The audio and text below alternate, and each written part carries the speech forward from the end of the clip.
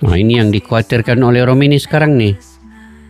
Harap-haraplah oleh Romini yang sudah ketemu Bapak Erick Thohir ini cepat untuk ambil sumpah WNI dan minta kepastian untuk dimainkanlah oleh STY juga.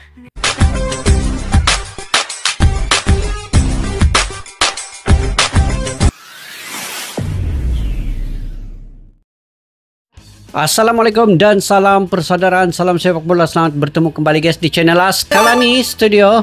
Oke, selepas Iliano Rendes menjadi viral, tidak dimainkan oleh Sinteyong, malahan tidak dimasukkan dalam list pemain starting 11 ataupun di bench ataupun di bangku cadangan, ataupun dalam 23 pemain itu tidak ada nama Iliano Rendes. Kali ini pemain baru yaitu Oli Remini yang sudah ketemu dengan Bapak Erick Thohir dan menyatakan hasratnya untuk membela timnas Indonesia. Dan di perlawanan antara Indonesia dengan Jepang, Oli Remini juga turut menonton daripada Stadium GBK. Dan kali ini Oli Remini menginginkan bahwa beliau akan dimainkan, jaminan untuk bermain dalam timnas Indonesia selepas dia mengetahui bahwa Iliano tidak dimainkan dalam dua perlawanan ini. Jadi Oli Remini coba untuk mendapat penjelasan juga lah daripada Sinteyong untuk dimainkan ya apabila dia masuk ke timnas Indonesia. Karena guys, ini patut juga mereka bertanyakan itu. Oleh karena apabila mereka sudah melepaskan kewarganegaraan di mana tempat mereka sekarang, contohnya di Belanda, jadi itu berarti kecintaan dan kesungguhan mereka untuk membela timnas Indonesia itu patut diapresiasi karena mereka sanggup di usia yang muda ini memilih ke timnas Indonesia. Tetapi sayang kalau mereka tidak digunakan sepenuhnya, penampilan mereka, potensi mereka digilap dengan baik, maka akan terjadilah seperti Iliano Rendes yang tidak dimainkan dalam dua perlawanan. Walhal pemain ini juga punya potensi jika diberikan minit permainan yang lebih lama lagi. Oke, yuk guys kita simak video ini, yaitu Oli Remini minta kepastian dimainkan STY. Faktanya Iliano seharusnya main, STY dapatkan ultimatum Erick Thohir. Jadi apa di sebalik video ini? Yuk kita nonton bareng guys. Rendes, R-E-I-J-N-D-E-R-S, Rendes. Melihat Iliano yang gak cuma jadi cadangan, bahkan gak masuk ke skuad utama timnas Indonesia, dan hanya bisa menyaksikan pertandingan dari bangku penonton bersama Ivar Jenner yang memang gak main karena akumulasi. Pelatih Sinteyong mendapatkan cukup banyak sorotan dan tekanan kali ini. Netizen tak sedikit yang mempertanyakan keputusan Coach Shin yang gak memasukkan nama Iliano di daftar squad tim, padahal ia sudah dipanggil timnas. Di mana sialnya, Coach Shin justru mengeluarkan pendapat yang sedikit kontroversial menurut kami saat menyebut jika Iliano tak cukup baik. Oh itu. Tidak dapat masuk ke skuad karena menurut saya tidak baik untuk masuk ke skuad timnas Indonesia. Jadi saya memilih seperti itu. Itu yang kita ingin tahu sebenarnya. Yang jap guys ya, yang kita ingin tahu itu sebenarnya yang tidak baik itu di part mana yang tidak baik. Itu yang perlu dijelaskan dengan lebih jauh, lebih detail oleh Sinteyong.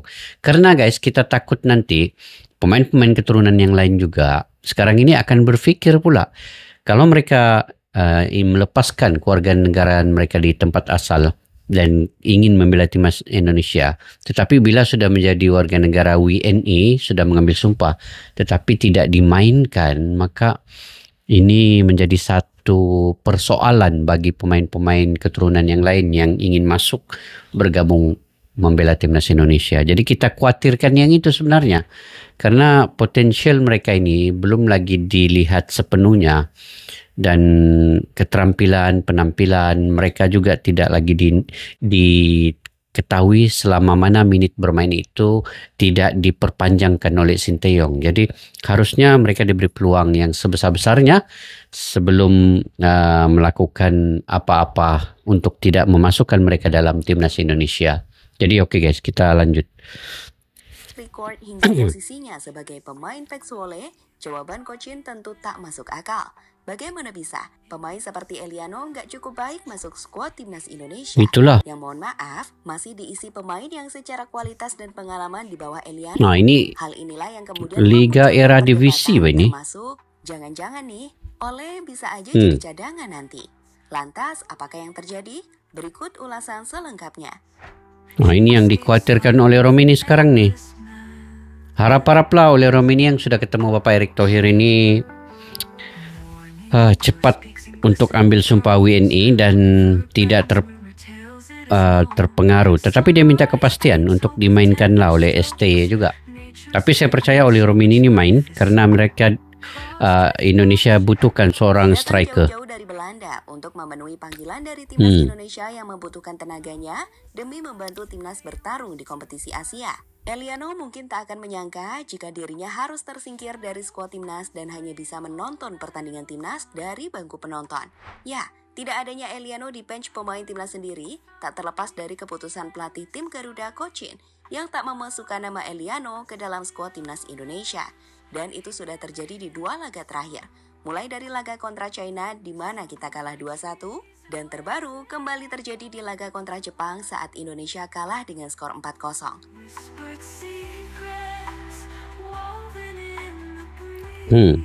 Ini guys.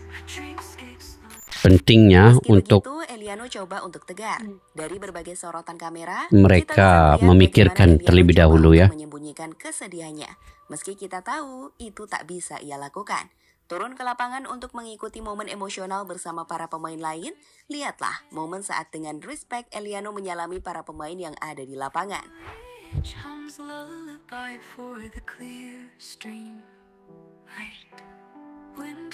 Kesian juga kalau lihat dia punya kondisi ini kan. Tetap bersemangat juga Eliano ini, walaupun dia tidak dimainkan, tapi dia cukup sabar juga lah kan. Sabar dengan dia tidak dimainkan tuh. Kedua tangannya digenggam di depan.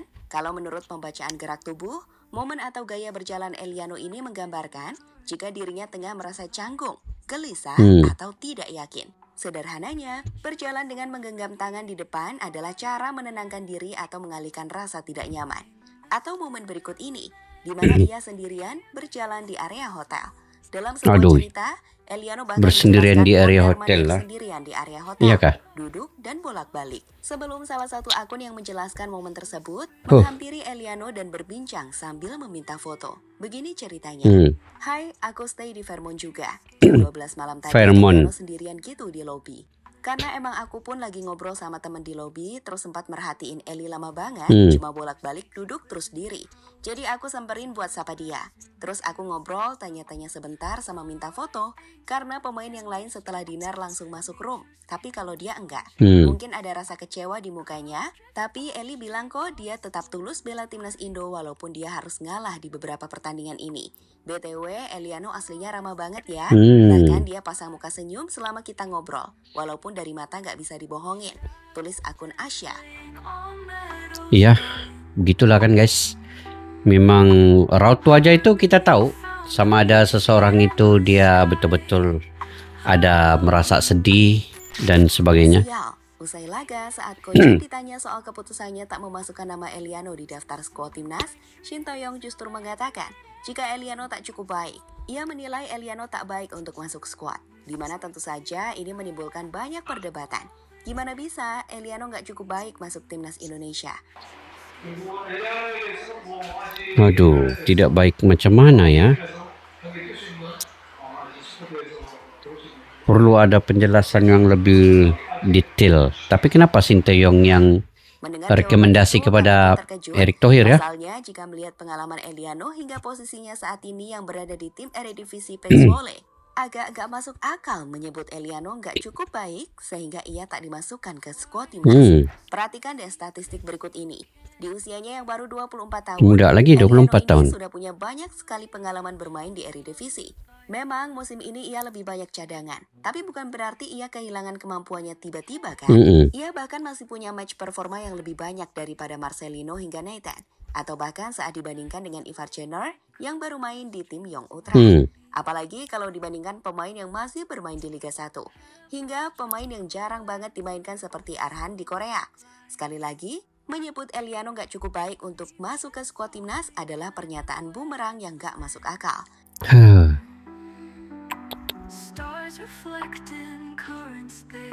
Kita tidak tahu keadaan yang sebenarnya guys, bagaimana Sinteyong ini, tetapi perlu juga dia membenahi segala persoalan ini untuk kita mengetahui kenapa Eliano ini masih lagi di bangku cadangan. Tetapi kita doakan dia bermain dengan Arab Saudi guys. Eliano ini sendiri menjadi warning tersendiri bagi pemain-pemain keturunan yang akan gabung ke Indonesia. Itu. Pasalnya tak ada jaminan dari pemain yang bahkan seperti Eliano untuk bisa masuk skuad. Mungkin ini juga penting bagi Ole Romeni yang diprediksi akan segera mengambil sumpah sebagai WNI. Dirinya mungkin akan meminta kepastian bermain bagi timnas. Jangan sampai dong setelah dinaturalisasi, ini Ole Romeni. Apalagi jika ia punya penampilan atau bermain di level sepak bola tinggi. Jelas ini adalah pukulan yang tak menyenangkan bagi Eliano. Tapi seperti cerita sebelumnya, Eliano tulus kok, dan dia nggak masalah berkorban untuk Indonesia. Betul. Bahkan jika itu berarti ia tak masuk ke skuad timnas Indonesia.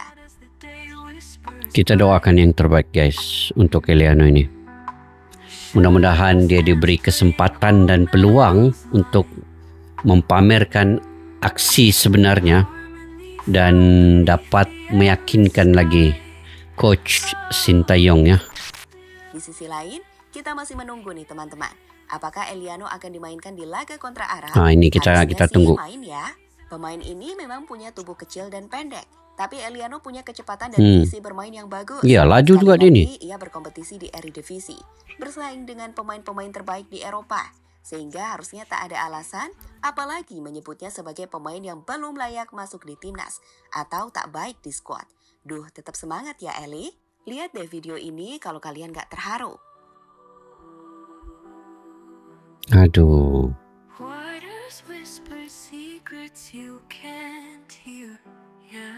Sabar. Ini memerlukan kesabaran yang tinggi ya untuk seorang yang bernama Eliano nih. Terakhir sebagai informasi, dengan ini timnas Indonesia masih bertahan di posisi buncit dengan 3 poin. Peluangnya tentu masih terbuka. Masih ada 5 laga lagi. Dengan 3 laga bakal dimainkan di GBK, yakni laga kontra Arab, Bahrain, dan juga China. Harapannya di 3 laga itu, timnas bisa memetik hasil positif dengan mudah-mudahan. Erick Thohir sendiri sudah memberikan ultimatum. Jika lolos ke round 4 adalah harga mati. Artinya, STY diberi target untuk benar-benar bisa membawa timnas lolos di 4 besar. Dengan kalimat harga mati bisa berarti, jika gagal, nasib STY bisa saja dipecat. Dipecat yo.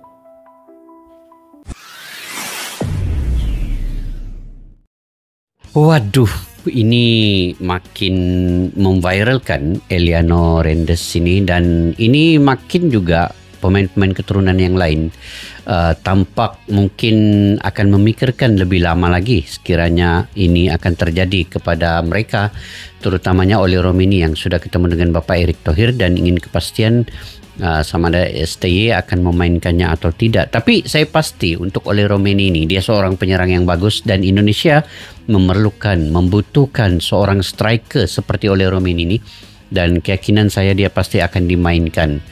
Cuman kesedihan kita kepada Eliano Rendes ini ya juga tidak diberi peluang, itu saja sebenarnya. STY ini kita tidak pasti, kalau dia mengatakan tidak baik itu di part yang mana tidak baik.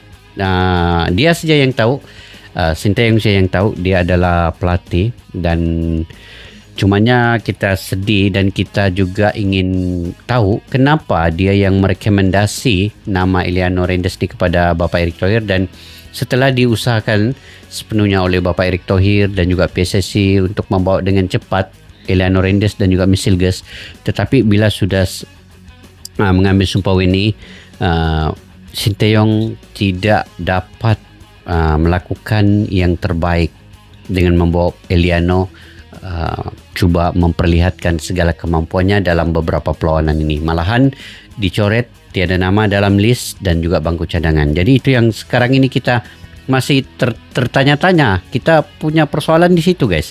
Tidak ada masuk dalam list pemain, sama ada di starting 11 ataupun di bangku cadangan. Jadi Eliano ini kalau betul-betul dia ingin memastikan dan membuktikan skill dan kemampuannya itu, dia perlu diberi ruang dan masa minit bermain itu. Barulah kita dapat mengetahui bagaimana keadaan sebenar Eliano Reynders ini. Jadi mustahil juga Eliano Reynders ini tidak setaraf ataupun lebih tinggi tarafnya sepatutnya daripada pemain-pemain Liga 1 kan, yang diberi kepercayaan oleh Sinteyong. Jadi sepatutnya ataupun seharusnya dia perlu diberikan minit bermain yang lama untuk membuktikan skill dan cara permainan kemampuannya itu, penampilannya di kualifikasi Piala Dunia ini. Barulah kita bisa untuk menyatakan dia ini okey atau tidak. Yang penting sekarang ini Sinteyong yang perlu memberikan ruang itu kepada beliau untuk mempertajamkan bagian lini depan timnas Indonesia.